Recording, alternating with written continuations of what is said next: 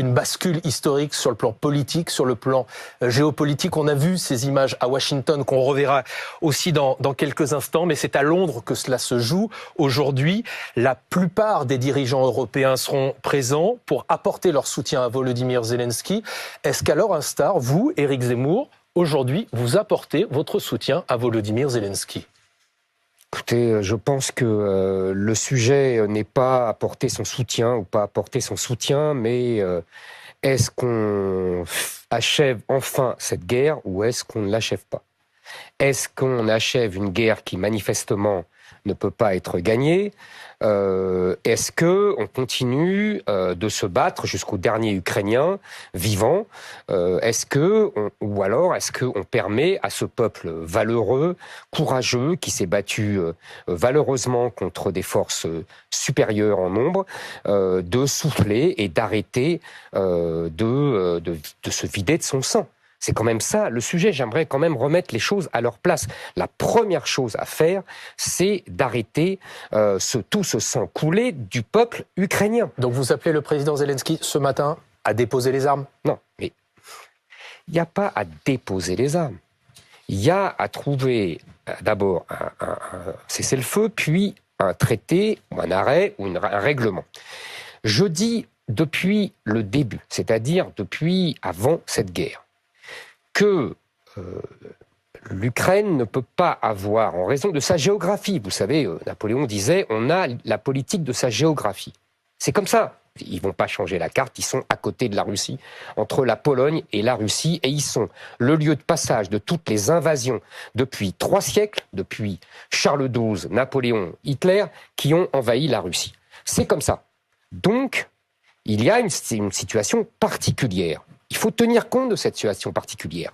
Et moi, j'avais proposé, j'étais d'ailleurs pas le seul, et c'est pas moi qui l'avais inventé, des gens bien plus capés que moi, tels Henry Kissinger et tels même M. Brzezinski, les 2 plus grands conseillers des présidents américains depuis 50 ans, avaient dit il faut que l'Ukraine ait un statut de neutralité, qu'elle ne rentre pas dans l'OTAN, et qu'il y ait un régime plus ou moins fédéral pour permettre aux populations de l'Est qui sont russes ou russophones d'avoir une certaine autonomie linguistique, etc. Éric Zemmour, pour l'instant, la guerre continue. Et oui, donc, pour l'instant, la question qui se pose dans les médias, avant d'arriver à un éventuel cessez-le-feu, c'est dans la mesure où le soutien américain recule, est-ce que les Européens doivent pallier ce recul américain et est-ce qu'il faut fournir plus d'armes, plus d'équipements, plus de matériel encore à l'Ukraine en ce moment? Chère madame, il y a ce qu'on voudrait et il y a ce qu'on peut.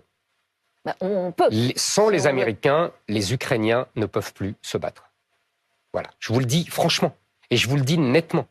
Sans les Américains, sans les armes américaines, les satellites américains, les services secrets américains, il n'y a plus de combat possible. Donc les Européens peuvent s'agiter, ils peuvent faire des moulinets. La vérité, c'est qu'ils ne peuvent pas remplacer les Américains, tout le monde le sait. C'est juste des Monsieur Zelensky le sait. Monsieur Zelensky le sait, Monsieur Macron le sait. Sur les Américains on doit donc s'aligner sur les Américains et cesser d'aider l'Ukraine. J'essaie de suivre le fil de votre pensée. Mon fil de ma pensée est très simple. Il faut faire la paix. Il faut arrêter cette guerre. Il faut arrêter que les Ukrainiens meurent et il faut trouver une solution qui satisfasse tout le monde. Je vous rappelle, avec mon idée, qui n'était pas mon idée, de neutralité, ça a permis après-guerre, alors que c'était Staline, pas vraiment un tendre, à la Finlande et à l'Autriche, de vivre tout à fait décemment, de prospérer, de vivre en paix, et finalement de rejoindre l'Occident. Éric Zemmour, est-ce que ça doit se faire à n'importe quel prix? Certains disent, aujourd'hui, ce serait une capitulation de l'Ukraine. Mais c'est toujours les grands mots, vous voyez? Mais c'est toujours les grands mots, et pendant ce temps-là, le peuple ukrainien se bat et meurt. C'est bien. Ils se battent pour leur survie, pour la survie du... Oui, mais moi, je leur propose justement le moyen de survie. Il n'y aura pas de survie dans une guerre sans fin. Je vous le répète, qu'est-ce qu'on veut? Donc ils doivent laisser les territoires conquis, par exemple, par la Russie ou pas? Pour l'instant, il n'y aura pas le choix. Encore une fois, il fallait éviter la guerre il y a 2 ans. On n'aurait pas cette situation. Il fallait accepter ce statut de neutralité, renoncer à l'OTAN, comme l'a dit d'ailleurs M. Biden avant même M. Trump. Et il fallait avoir un statut souple. Il fallait que les Français et que les Allemands et les Américains à l'époque, c'était exactement les accords de Minsk I et Minsk II, fassent respecter ces accords. Et on n'aurait pas eu cette situation. Donc de fait, aujourd'hui, concéder la paix dans les conditions actuelles, c'est accorder la victoire à Vladimir Poutine? Mais cette guerre ne peut pas être gagnée par l'Ukraine. Je suis désolé de le dire. Il faut dire les choses aux gens. Avec un pays de 140 millions d'habitants contre un pays de 40 millions d'habitants qui, par ailleurs, se vide de sa population parce qu'il y a des millions de gens qui ont fui, je ne vois pas comment l'Ukraine peut gagner. Alors même que, comme vous l'avez dit, les Américains, qui étaient le premier fournisseur et le fournisseur essentiel, je vous rappelle quand même qu'il n'y a pas que l'Ukraine dans cette situation. La France, quand elle fait une expédition en Afrique, ce n'est pas face à la Russie. Au bout de 3 jours, messieurs, dames, au bout de 3 jours, elle n'a plus de munitions et elle demande les munitions aux États-Unis.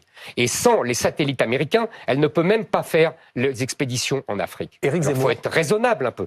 Par ailleurs, ce qui se joue, excusez-moi, il y a cette guerre et il y a le plus vaste question de la géostratégie. Absolument. C'est-à-dire, qu'est-ce qui se passe? En vérité, quelle est la stratégie de Donald Trump? La stratégie de Donald Trump, c'est de faire ce qu'a fait Henry Kissinger et Richard Nixon en 1972, sur les conseils d'ailleurs du général de Gaulle, c'est-à-dire arracher la Chine, à l'époque communiste, à l'alliance avec l'Union soviétique pour affaiblir le grand rival des États-Unis de l'époque, l'Union soviétique.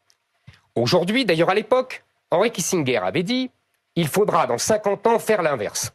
Puisque la Chine sera devenue l'ennemi principal. C'est exactement la situation dans laquelle nous sommes. Donc nous devons effectivement arracher la Russie à l'alliance avec la Chine pour affaiblir la Chine, qui est le grand ennemi de l'Occident et le grand rival de l'Occident. Ce que disent tous ceux qui veulent continuer aujourd'hui de soutenir l'Ukraine, c'est que si on cède à toutes les exigences de Vladimir Poutine, on ouvre la porte à des volontés de conquête de sa part sur l'Union européenne. Je connais cette théorie, mais je n'y crois pas. Pourquoi ? Parce que je pense que d'abord la Russie, l'Ukraine n'est pas pour les Russes la même chose que la Pologne, et encore plus, parce que je connais les craintes de la Pologne, qui sont tout à fait légitimes vu ce qui s'est passé depuis 2 siècles, tous les partages de la Pologne. Mais au-delà de la Pologne, je